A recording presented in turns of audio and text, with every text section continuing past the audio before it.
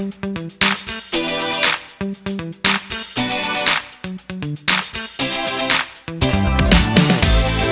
तो पढ़ ली रदरफोर्ड के परमाणु मॉडल, और रदरफोर्ड के परमाणु मॉडल में कुछ दोष भी मिला ना। अब अगला टॉपिक लिखिए सब कोई, बोर का परमाणु मॉडल। बोर का परमाणु मॉडल, बोर का परमाणु मॉडल।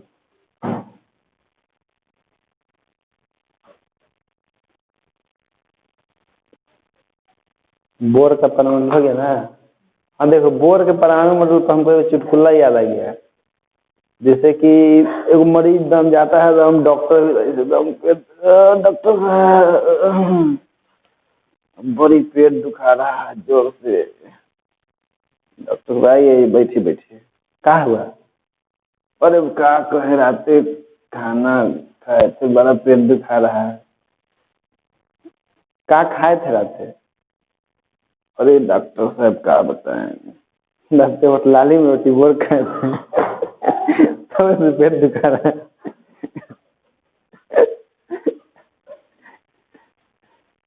लिखो इसके बाद आप 1913 में नील्स बोर ने 1913 में नील्स बोर ने रदरफोर्ड के परमाणु मॉडल में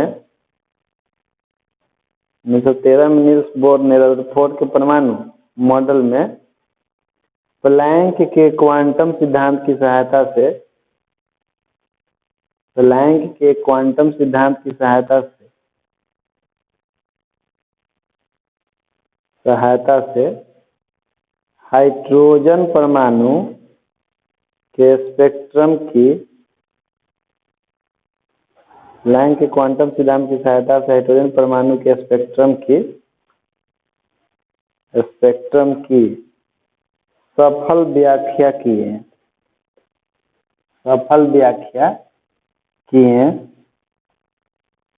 तथा परमाणु का एक नया मॉडल दिए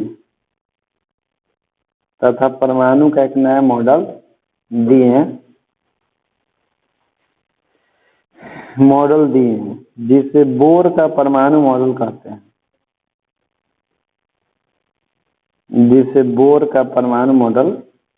कहते हैं।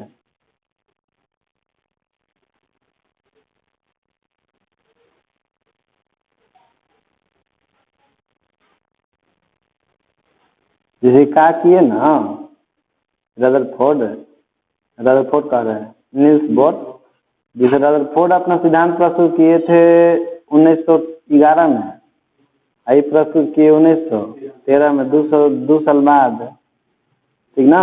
तो क्या किए कि नील्स बोर की जो प्लैंक का क्वांटम सिद्धांत था, तो प्लैंक के क्वांटम सिद्धांत का प्रयोग कर करके परमाणु के बारे में व्याख्या कर दी, परमाणु संरचना के बारे में।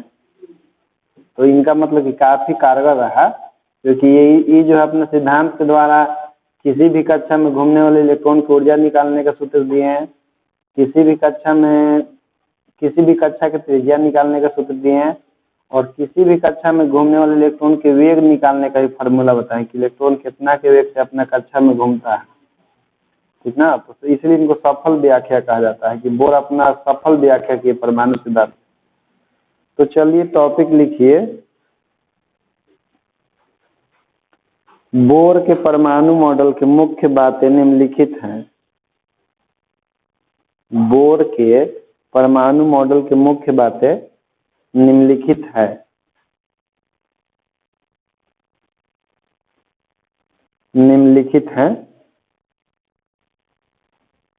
बोर के परमाणु मॉडल के मुख्य बातें निम्नलिखित हैं। या बोर के अभिगृहित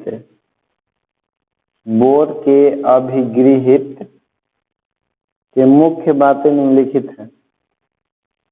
या बोर के अभिगृहित की मुख्य बातें निम्नलिखित हैं।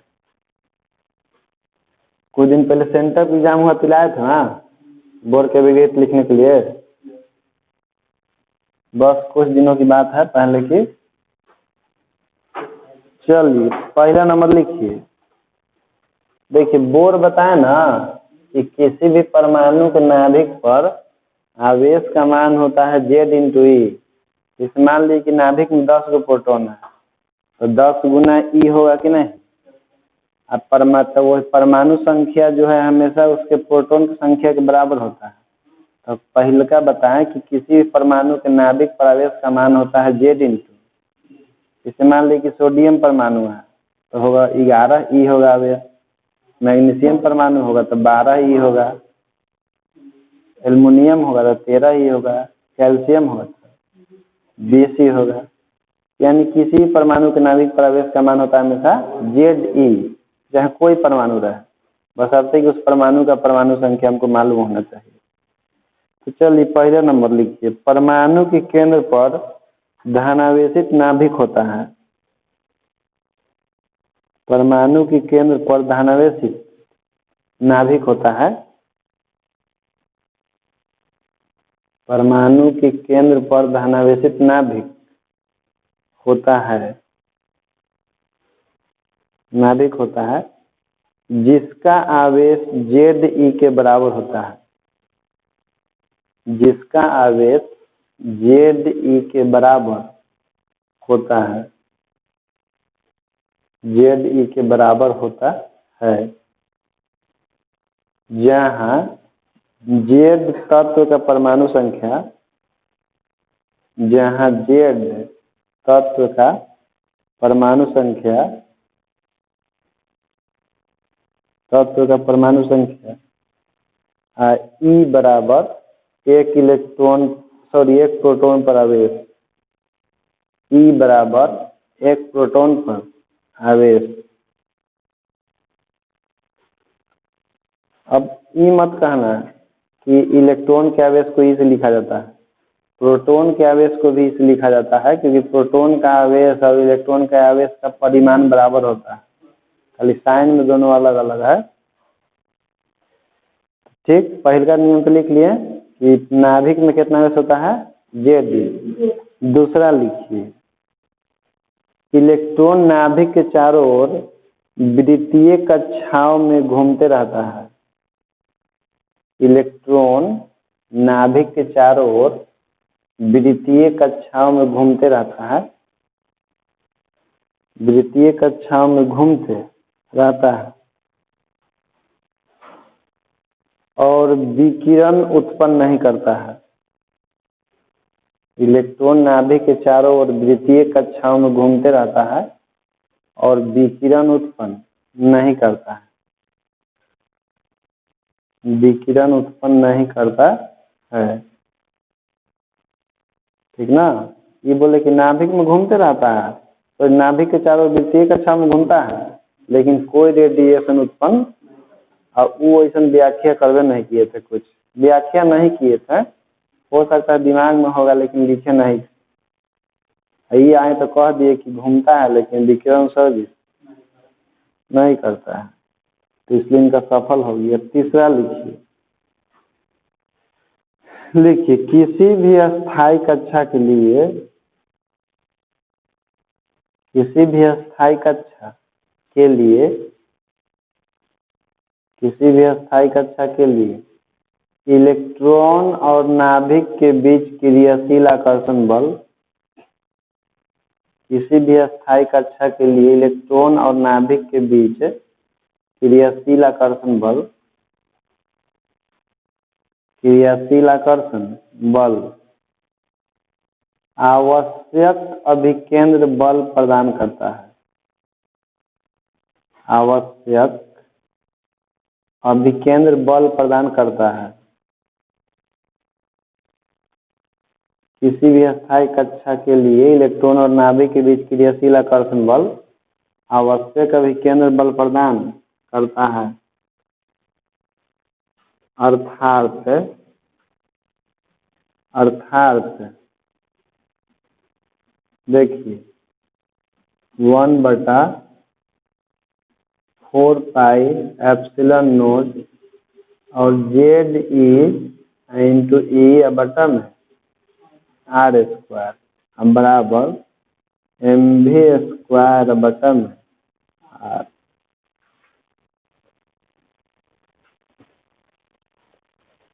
देखो इसका मतलब समझ लीजिए, जैसे हम लोग जानते हैं कि नाभिक धनावेशित होता है और नाभिक पर आवेश का मान होता है जेड इंटू ई।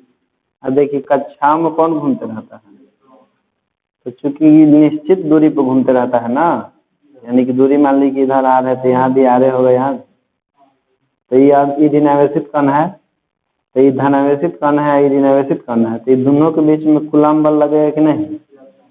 दोनों के बीच में कूलम्ब बल लगेगा। आकर्षण बल लगेगा कि प्रतिकर्षण बल लगेगा? क्योंकि धनावेशित है ऋणावेशित है ना, तो यही स्थिर कक्षा में घूमने वाले इलेक्ट्रॉन पर, स्थिर कक्षा में घूमने वाले इलेक्ट्रॉन पर नाभिक आकर्षण बल लगाता है।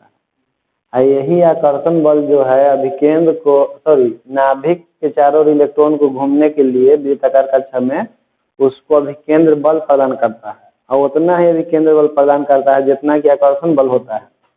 तो देखिए टी हो गया इलेक्ट्रॉन, ई हो गया धन आवेश, तो दोनों के बीच में लगने वाला बल का मान कितना होता है? 1/4 नोट। पहला आवेश नाभिक का और दूसरा आवेश इलेक्ट्रॉन का बटा में दोनों के बीच की दूरी का स्क्वायर।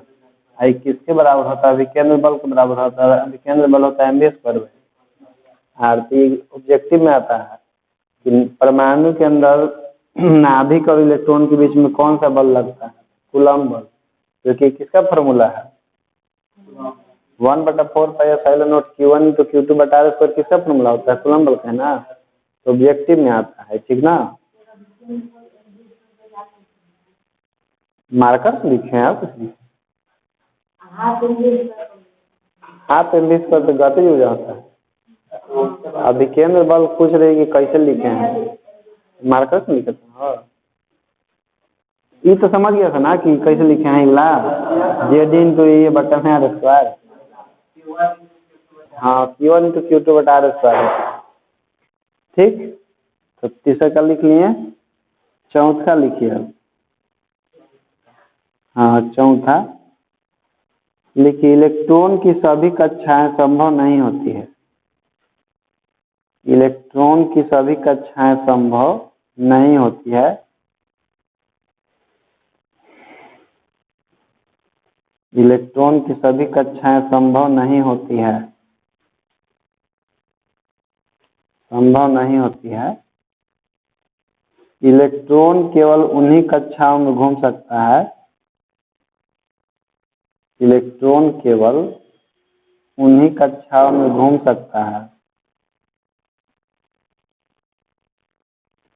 इलेक्ट्रॉन केवल उन्हीं कक्षाओं में घूम सकता है जिसमें इलेक्ट्रॉन का कोणीय संवेग, जिसमें इलेक्ट्रॉन का कोणीय संवेग,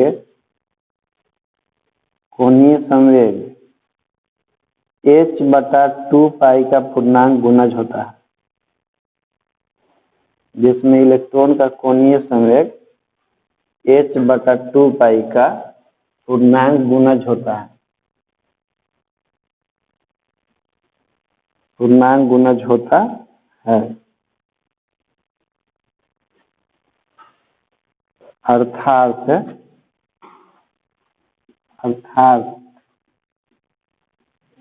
mvr बराबर NH/2π। mvr को हम लोग L से भी लिखते हैं, L को कोणीय संवेग कहा जाता है, NH/2π लिख लिए। जैसे कोणीय कैसे हम लोग संवेग का मान होता है mv, संवेग का मान mv होता है, लेकिन कोणीय संवेग वहां पर होता है जब कोई वस्तु वृत्ताकार पथ पर गति करता है ना, तो उसके संवेग को हम लोग कोणीय संवेग कहते हैं। तो कोणीय संवेग का फॉर्मूला आता है mvr। कोणीय संवेग को हम लोग L से भी लिखते हैं, तो L बराबर NH/2π। तो इनका कहना था ना कि इलेक्ट्रॉन के लिए सभी कक्षाएं संभव नहीं हो सकती है।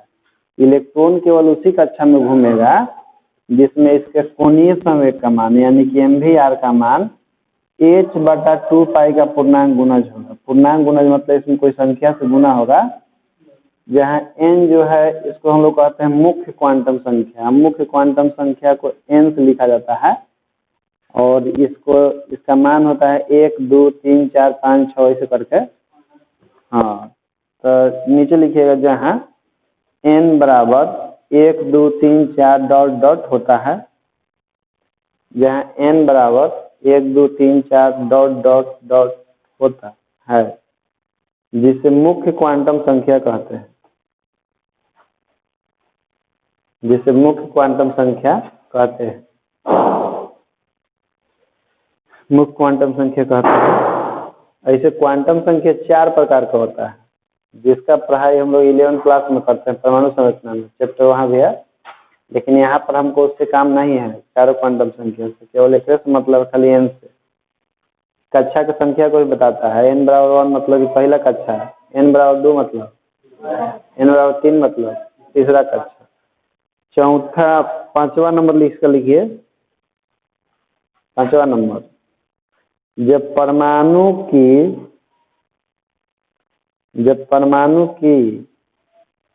किसी इलेक्ट्रॉन को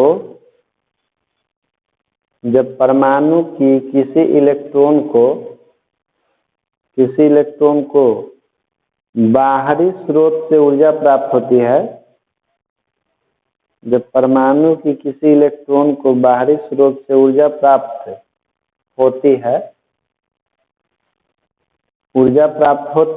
है तो वह अपनी स्थायी कक्षा को छोड़कर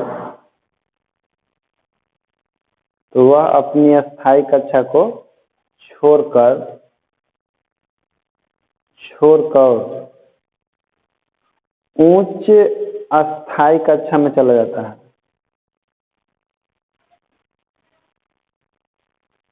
उच्च अस्थायी कक्षा में चला जाता है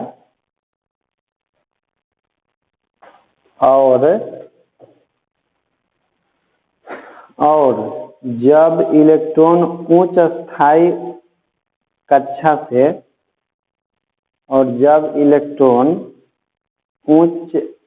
अस्थायी कक्षा से नीचे की अस्थायी कक्षा में लौटता है, तो ऊर्जा का उत्सर्जन करता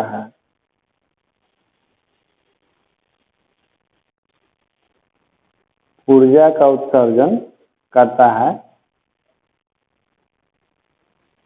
इस प्रकार से पैराग्राफ चेंज करके लिखना, उत्सर्जन करता है के बाद, इस प्रकार से अवशोषित या उत्सर्जित ऊर्जा का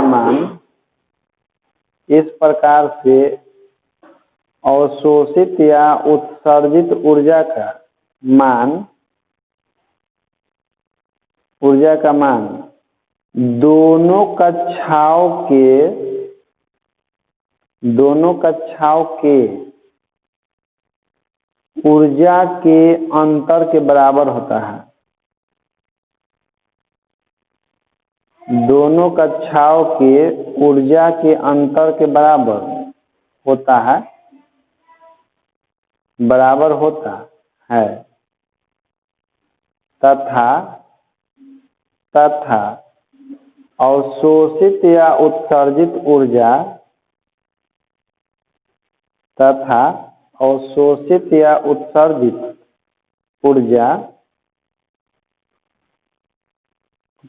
ऊर्जा क्वांटम के फोटॉन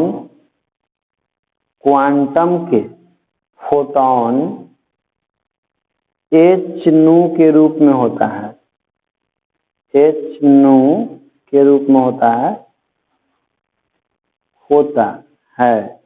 अर्थात h nu के बराबर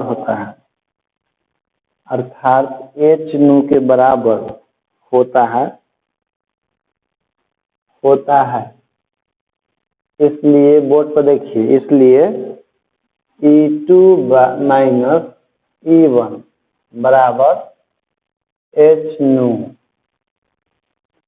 इसलिए E2 माइनस E1 बराबर h nu। देखिए समझ लीजिए 5वां नंबर पॉइंट कहता है ना कि जैसे कि जब परमाणु के अंदर में जो इलेक्ट्रॉन होता है तो परमाणु के अंदर में घूम रहा इलेक्ट्रॉन को जब किसी बाहरी स्रोत से ऊर्जा मिलता है ना, इलेक्ट्रॉन जो होता है निचला कक्षा से कूद जाता है ऊपरी कक्षा में, उस ऊर्जा का अवशोषण करता है और ऊर्जा का अवशोषण करके निचल गया कक्षा से ऊपरी कक्षा में चल जाता है, और ऊर्जा मिलेगा तो और अगला कक्षा में जाएगा, इसी तरह से ऊर्जा मिलते चल जाएगा। परमाणु को ऊपरी कक्षा में चलते चल जाता है। लेकिन उच्च कक्षा में जाने वाला जो इलेक्ट्रॉन होता है ना, वो सब अस्थायी नहीं होता है, वो 10 के पावर -8 सेकंड के लिए वहां पर टिकता है। निम्न कक्षा से उच्च कक्षा में जो इलेक्ट्रॉन जाता है ऊर्जा ग्रहण करके, तो वहां पर जाने वाला इलेक्ट्रॉन जो होता है 10 के पावर -8 सेकंड तक टिकता है और उसके बाद फिर अपना ही कक्षा में लौटना क्या करता है, तो जितना ऊर्जा लेकर के गया था ऊपर के कक्षा में ना, तो उसी ऊर्जा का उत्सर्जन कर देता है फिर प्रकाश के रूप में। जितना ऊर्जा ग्रहण किया था उस ऊर्जा का उत्सर्जन प्रकाश के रूप में कर देता है, ठीक ना। क्योंकि इलेक्ट्रॉन उच्च कक्षा में जाने वाले इलेक्ट्रॉन सब अस्थायी नहीं होता है, वो सब अस्थायी होता है। तो अपना कक्षा में लौट कैसे हम लोग खिसिया के हिम्मत जुटा के घर छोड़ के बाहर भाग जाते हैं, अब फिर सामने चल आते हैं, क्योंकि हम लोग के मूल स्थान कहीं आयु है, तो हिम्मत जुटा के खिसिया के भाग तो जाते हैं, लेकिन घर के गिद्दर जाएगा किधर, शाम के फिर रिटर्न चल आते हैं उसी स्थान पर। तो वही इलेक्ट्रॉन के है कि निम्न ऊर्जा मिलता है बाहरी स्रोत से, कोई उसका देता है तो चल देता है ऊपरी कक्षा में, लेकिन ये सब ढेर देर तक नहीं टिकता है, फिर अपना कक्षा में लौटना शुरू करता है। तो जैसे ऊर्जा का उत्सर्जन भी करता है फोटोन के रूप में और ऊर्जा का अवशोषण भी करता है फोटोन के रूप में। तो मान लीजिए कि हम लोग जानते हैं कि सबसे कम ऊर्जा होता है पहला कक्षा के और ओकरा से ज्यादा ऊर्जा होता है दूसरा कक्षा के, ओकरा से ज्यादा तीसरा कक्षा के, ठीक ना। तो जैसे मान लीजिए ना कि हम मान लेते हैं, इसे होता नहीं है, मान लेते हैं कि इस कक्षा की ऊर्जा है 2 जूल और इस कक्षा की ऊर्जा है मान लेते हैं कि 5 जूल, इस कक्षा की ऊर्जा है 7 जूल। तो जो इलेक्ट्रॉन इस कक्षा में घूम रहा है ना, तो यही कक्षा में घूमते रहेगा कब तक, जब तक उसको बाहरी स्रोत से ऊर्जा नहीं मिल जाता है। तो इस कक्षा में यदि जाना है ना तो आपको 3 जूल आउ चाहिए, तो इसको 3 जूल मिलेगा तो इस कक्षा को छोड़ के इस कक्षा में चला जाएगा, आउ 2 जूल मिलेगा तो इस कक्षा में चला जाएगा। लेकिन जितना ऊर्जा लेकर के जाता है ना, तो फिर अपना कक्षा में लौटते समय उसी ऊर्जा का उत्सर्जन प्रकाश के रूप में कर देता है। जैसे मान लीजिए कि ई में से कोई गया है एकरा में, तो 5 जूल ले गया है ना, तो फिर लौटेगा ना तो 5 जूल ऊर्जा का उत्सर्जन प्रकाश के रूप में कर देता है। और दोनों कक्षाओं के जो ऊर्जा का अंतर होता है, जैसे मान लीजिए कि कक्षा की ऊर्जा है E1 और इला कक्षा की ऊर्जा है E2, इला कक्षा की ऊर्जा E3, तो दो कक्षाओं के बीच के ऊर्जा का जो अंतर होता है E2 E1 होता है, और किसके बराबर होता है H9 के बराबर होता है। तो 5 को सिद्धांत लिखा दिए, ये पांचों एग्जाम में आता है, इस बार तो पक्का है, VVI एकदम है। अब पांचों देखिए ध्यान सुन लीजिए। पहल का क्या था कि परमाणु के केंद्र पर धनावेशित नाभिक होता है जिस पर आवेश का मान Ze के बराबर होता है और प्रत्येक परमाणु के नाभिक पर Ze ही आवेश होता है। दूसरा का था कि इलेक्ट्रॉन नाभिक के चारों ओर कक्षा में घूमता है लेकिन घूमते हुए विकिरण का उत्सर्जन। अब तीसरा का था कि इलेक्ट्रॉन जब नाभिक के चारों ओर घूमता है तो इलेक्ट्रॉन और नाभिक के बीच में लगने वाला जो आकर्षण बल होता है, तो आकर्षण बल जो होता है उसको अभिकेंद्र बल प्रदान करता है, इसलिए आकर्षण बल का मान अभिकेंद्र बल के बराबर होता है। चौथा है कि इलेक्ट्रॉन केवल उसी कक्षा में घूम सकता है जिस कक्षा में इलेक्ट्रॉन का कोणीय संवेग h/2π के पूर्णांक गुणज होता है, यानी कि mvr बराबर nh/2π। और चौथा है कि इलेक्ट्रॉन अपना किसी भी कक्षा में घूमता है तो उसको बाहरी स्रोत से ऊर्जा मिलता है, तो अपना निम्न ऊर्जा वाला कक्षा को छोड़ करके उच्च ऊर्जा वाला में चला जाता है, लेकिन वहां पर जाने वाला इलेक्ट्रॉन ज्यादा देर तक 10 के पावर -8 सेकंड के बाद लौटना शुरू कर देता है। तो वही ऊर्जा को उत्सर्जन करता है प्रकाश के रूप में। तब भी हम लोग धातु सतह को इसलिए जाते हैं लाइट में, तो कहीं चमकता है क्योंकि इलेक्ट्रॉन निकलता है एकदम बुलबुल, लेकिन फिर यह टिकता नहीं है, फिर अपना कक्षा में लौटने लगता है, तो वही प्रकाश को उत्सर्जन करता है, तो चमकता हुआ दिखाई देता है। ये 5 गो हो गया। अब जो है अगला दिन पढ़ाएंगे बोर त्रिज्या का फार्मूला और ऊर्जा का फार्मूला। ठीक, तो आज के लिए इतना ही।